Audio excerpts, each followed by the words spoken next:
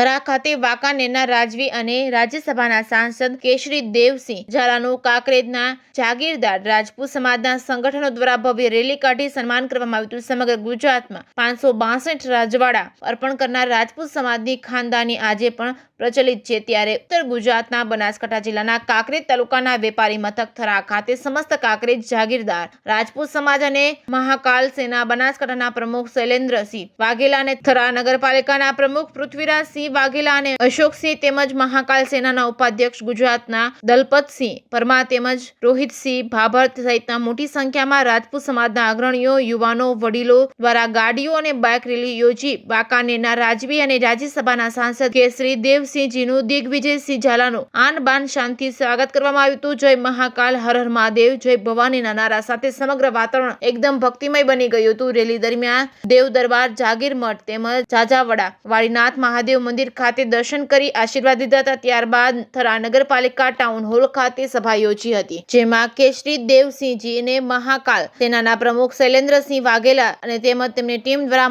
Mahakal દેવનો photo પ્રતિમા આપી સાફો બાંધી ફૂલહાર તેમજ તલવાર અર્પણ કરી સ્વાગત કર્યું હતું। જેમાં સૌથી અગત્યની બાબત વિશે વાત કરીએ તો પાટણ લોકસભાના સહસંયોજક ભારતસિંહ વસેટિયા ખાસ કરીને ઉપસ્થિત રહ્યા હતા। ત્યારે હવે આવનારા દિવસોમાં લોકસભાની ચૂંટણીમાં સામાજિક અને રાજકીય આગેવાનો સહિત રાજપૂત સમાજના સંગઠનો મજબૂત બની રહ્યા છે। જે કેસ ન્યૂઝ ગુજરાતી સાથે ચહેરસિંહ વાઘેલા, કાંકરેજ।